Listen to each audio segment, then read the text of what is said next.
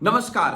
बिहार में चुनाव है और इस चुनावी साल में उन तमाम दावेदारों की भी धड़कनें बढ़ी हुई है जो बिहार का चुनाव किसी न किसी दल से लड़ना चाहते हैं, क्योंकि तारीखों की उल्टी गिनती अब शुरू हो चुकी है। गठबंधनों में शामिल दलों के नेताओं की भी धड़कनें बढ़ी हुई है कि इस बार बिहार विधानसभा चुनाव 2025 में कितनी सीटें हमारे पार्टी को मिलेगी। इस बीच एनडीए और महागठबंधन, इन दोनों गठबंधनों के अंदर से जो जानकारियां मिल रही है, सीटों के बंटवारे का जो फॉर्मूला निकलकर सामने आ रहा है, वो लगातार हम आपको बता रहे हैं। हम आपको दिखा रहे हैं कि बिहार में किस तरीके से इस बार महागठबंधन हो या एनडीए चुनाव लड़ने जा रही है, क्योंकि गठबंधनों का बिहार में जो है बड़ी भूमिका है। ऐसे में इस वक्त जो जानकारी मिली है हमें, वो जानकारी महागठबंधन में शामिल एक घटक दल वीआईपी से जुड़ी हुई है और इस वक्त हम आपको विकासशील इंसान पार्टी के बारे में जानकारी देने जा रहे हैं। बात सीट शेयरिंग के फॉर्मूले पर ही करेंगे। महागठबंधन के अंदर आरजेडी है, कांग्रेस है, लेफ्ट है और वीआईपी है। तो देखिए, महागठबंधन में अगर वीआईपी है तो सीटें मुकेश साहनी को कितनी मिल रही है, यह सवाल तो आपके जेहन में होगा ही। जब इसे विस्तार से समझाएंगे, आप समझेंगे तो आपको एग्जैक्ट आंकड़ा मालूम चल जाएगा। अब देखिए, 2020 में सत्ता की कुर्सी तक पहुंचकर चूक गए थोड़ी सी, बस चंद कदम की दूरी से तेजस्वी यादव, तो वो भी पूरी तरीके से फूंक फूंक के चल रहे हैं। उन्हें भी मालूम है कि बिहार में अगर सरकार बनाना है तो महागठबंधन को हर हाल में ताकतवर और मजबूत बनाकर लड़ना होगा। यही वजह है कि तेजस्वी यादव कोई कुर्बानी देना नहीं चाहते। अब मुकेश सहनी के बारे में 2020 वाला वाकया बताएं, इससे पहले 2024 वाली बात बता देते हैं। 24 में मुकेश सहनी दिल्ली में बैठे रहे कि भाजपा से 2-3 सीट मिल जाएगा, 2 ही सीट मिल जाएगा, 1 सीट भी मेरे लिए मिल जाएगा तो काम चल जाएगा। एनडीए ने मुकेश सहनी को पूछा तक नहीं। अंत में जाते तो कहां जाते, अपनी वजूद भी राजनीति में कितना है। निषादों के नाम पर उस तरीके से मंत्री रहते काम नहीं किया है। वो फिर से महागठबंधन में आए, 3 सीटों पर उनकी पार्टी ने चुनाव लड़ा, लेकिन इसके बदले पूरे बिहार में तेजस्वी यादव के साथ घूमकर वो प्रचार करते दिखे। तेजस्वी यादव ने उन्हें पूरे बिहार में घुमाया, घूम घूम कर प्रचार किया। लेकिन उससे पहले जब आप 2020 की बात करें तो 2020 में बिहार में महागठबंधन के अंदर जो सीटों का बंटवारा था, उसको लेकर एक महत्वपूर्ण प्रेस कॉन्फ्रेंस चल रही थी। इस प्रेस कॉन्फ्रेंस में तेजस्वी यादव के बगल में मुकेश साहनी बैठे थे। तमाम दलों को सीटें दी गई और यह कहा गया कि वीआईपी पार्टी को आरजेडी अपने खाते से देगी। 144 सीट पर आरजेडी लड़ी थी। आरजेडी ने कहा, तेजस्वी यादव ने कहा कि हम अपने 144 सीटों में से मुकेश साहनी को सीटें देंगे। साहनी को लगा, अरे भाई हमारे साथ अन्याय है, जुल्म, अब जो कहिएगा वो ले लेंगे। साहनी जी उठे, वहां से निकल गए। ये कह के निकले कि हमारे पीठ में खंजर भोंका गया है। समझ रहे ना, तेजस्वी यादव को उन्होंने कहा कि हमारे पीठ में इन्होंने खंजर भोंक दिया है। तुरंत वहां से निकलकर भाजपा के दरवाजे पर गए। तेजस्वी यादव अपने खाते से सीटें दे रहे थे, इनको मंजूर नहीं था। भाजपा में गए, जगह मिल नहीं रही थी। भाजपा ने कहा, आइए, शर्त है कि हम अपना वाला में से देंगे। बीजेपी ने इनको 11 को सीट दी।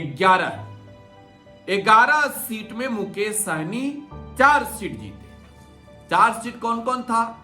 साहबगंज सीट, कैंडिडेट का नाम याद कीजिए, राजू सिंह, बीजेपी के नेता थे, चुनाव जीते। बोचाहा मुसाफिर पासवान, ये वीआईपी के साथ जुड़े थे। गौरावरम से स्वर्णा सिंह, बीजेपी के उम्मीदवार। अलीनगर से मिश्री लाल यादव, बीजेपी के दावेदार। और भाजपा वाले कैंडिडेट को बीजेपी ने इनके सिंबल पर लड़वाया। बाकी भी लड़े, अपने कैंडिडेट को भी लड़वाए।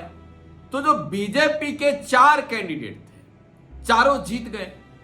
साहनी जी खुद चुनाव हार गए सिमरी बख्तियारपुर में। हराया किसने? तो हराया था जिसके पिता से ये हारे थे 2019 का लोकसभा चुनाव। महबूब कैसर अली से हारे थे खगड़िया, और इनसे हारे, उनके बेटे से हारे 2020 का सिमरी बख्तियारपुर। तो आरजेडी को मालूम है कि मुकेश सहनी के पास कितना वोट है, कितनी ताकत है। जो व्यक्ति 2 बार चुनाव लड़के हार गया हो, बुरी तरीके से हार गया हो, उसकी राजनीतिक औकात एक पार्टी के हिसाब से ही देखी जाए तो सीटें कितनी देनी है ये तेजस्वी यादव बखूबी समझते हैं। वो ये जानते हैं कि कितने सीट के हकदार हैं। तो अब देखिए 243 सीट है, 243 बिहार विधानसभा की कुल 243 सीट। मैं आपको एक बड़ी जानकारी दे रहा हूं, बिहार विधानसभा चुनाव 2025 में मुकेश साहनी की पार्टी विकासशील इंसान पार्टी को 8 से 11 सीटें मिल सकती है। इस बात को अंडरलाइन कर लीजिए फिर से, 8 से 11 सीटें मिल सकती है। अब ऐसे में कई सवाल है भाई कि 60 सीट पर तैयारी, 60 सीट की डिमांड, 8 से 11 मंजूर है। अब मुकेश साहनी को यह भी मंजूर है। वो कहते हैं ना कबूल है तो कबूल है, कबूल है, कबूल है। 60 सीट मांगकर इन्होंने अपने वजन घटा लिए। अब बिहार की जनता के बीच में जाकर कहा कि भाई हमको डिप्टी सीएम बनना है। अब डिप्टी सीएम बनना है तो जाहिर सी बात है कि कांग्रेस से अधिक सीट पर लड़िएगा, ज्यादा जीतिएगा तो डिप्टी सीएम बनिएगा। बिहार में अगर 8 से 11 सीट मुकेश सहनी की पार्टी को महागठबंधन के अंदर मिलता है तो जरा सोच कर देखिए कि साहनी की राजनीतिक वजूद किस तराजू पर नापी जाएगी। अब देना किसको है? तो देना है तेजस्वी यादव को। तेजस्वी यादव चाहते हैं कि साहनी जी रहें, लेकिन वो ये भी जानते हैं कि मुकेश साहनी के पास जो है कौन कौन सी सीटें लड़ने लायक है। 2-4 सीट है जो मुकेश साहनी को मिलेगा इस तरीके का जो उनकी डिमांड है।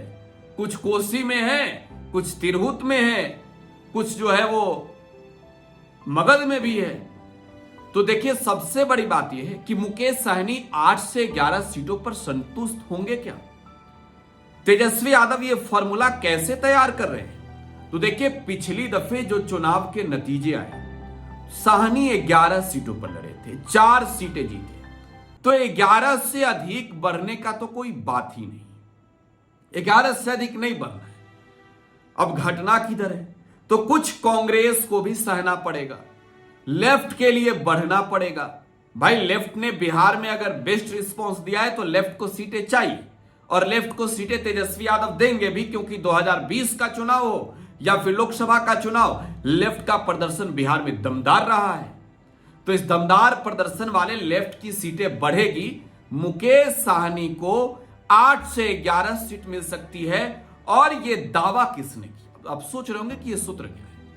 तो देखिए दैनिक भास्कर, बिहार का प्रमुख अखबार, हिंदी अखबार, दैनिक भास्कर के एक रिपोर्ट में इस बात की बाकायदा जानकारी दी गई है। यह बताया गया है कि मुकेश साहनी 8 से 11 सीटों पर ही चुनाव लड़ सकते हैं, इससे आगे बढ़ने की कोई बात नहीं। तो आपको क्या लगता है, साहनी जी रहेंगे कि जाएंगे? प्रतिक्रिया कमेंट बॉक्स में बता दीजिए। फिलहाल आप टुडे बिहार न्यूज के साथ बने रहें। धन्यवाद। पनोरमा ग्रुप, जो सोचता है वो करता है।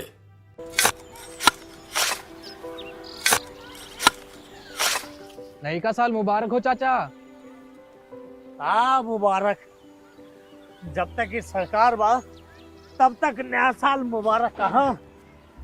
का बात करत बात ई बा, साल चाहे नया होके दिन चाहे, हमार जिंदगी में तो बस दुख है, दुख बा। बाढ़ के समस्या 10 का 10 बा। फसल बर्बाद हो जाला या ऑन पॉन बिक जाला, ना कोई उपाय बा ना कोई राहत। बात तो सच बा चाचा, फिर से बाहर जाए के सोचे के पड़ रहा है। ये सरकार से कुछ ना हुई।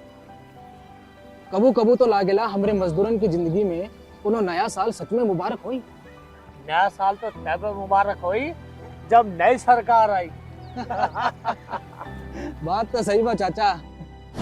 नया साल, नई सरकार, नया संकल्प, नया बिहार।